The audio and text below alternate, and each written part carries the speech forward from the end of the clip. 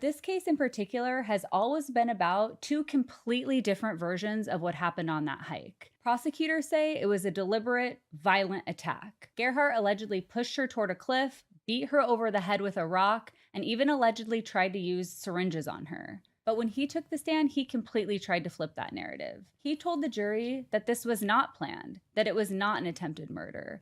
Instead, claims that this was self-defense, that his wife shoved him near the edge of the cliff, and what followed was a physical struggle when he reacted. And really, the entire goal of his testimony was to introduce reasonable doubt, reframe the intent, and take what the prosecution is calling calculated and turn it into something chaotic, reactive, and unplanned.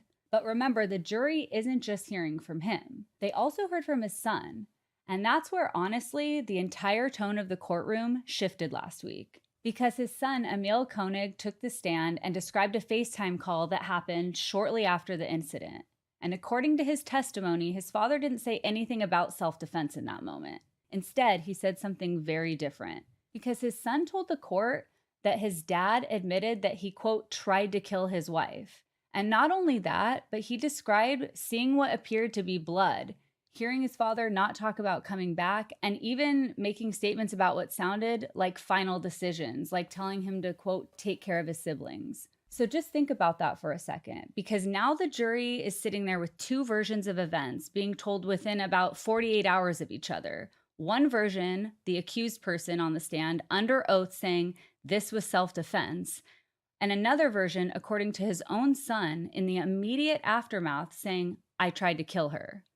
And that's when you have to stop and ask, what is the real version here? Because these are obviously two very conflicting stories. And this is where I feel like we have a lot to unpack here. I know. I don't know. At the time of this recording, there has not been a verdict reached. So maybe there will be at the time of this release. I think it was pretty ballsy of him to take the stand, because usually we don't see the defendant take the stand because, as you pointed out, it's an opportunity for the prosecution to just like pummel them and like completely pick apart their whole story. That being said, he didn't really, in my opinion, have a strong defense. So I think it was kind of a Hail Mary, like, what have I got to lose at this point? The cards are already stacked against me when you look at the evidence and when you hear the 911 call, when you see the photos of Ariel, like all of these things. So that, I think he's like, I'm going to try to elicit some sympathy wherever I can and just do my best to spin the narrative that I'm trying to spin. Sure.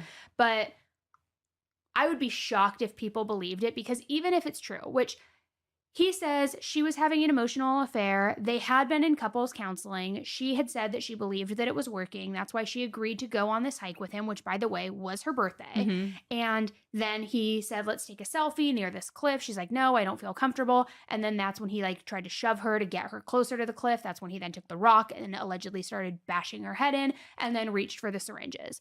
So even if you're on the jury and you're hearing this guy who seems like he's telling the truth, and he's like, you know, we got in a spat. She was having an emotional affair. She admitted to it. Then it escalated. It was a spousal argument that like erupted into chaos or whatever. What I would be asking as a juror is, okay, maybe that's believable, but why do you bring syringes with you on a hike? Like, why do you have syringes readily available? And which I will say, they have not recovered those to my knowledge. I think that there's been some weirdness where they were seen, but I don't think they know the contents of them or something like that. But they did find the fanny pack that he had on the hike at his house later, and it had propofol in it, syringes, and he is an anesthesiologist.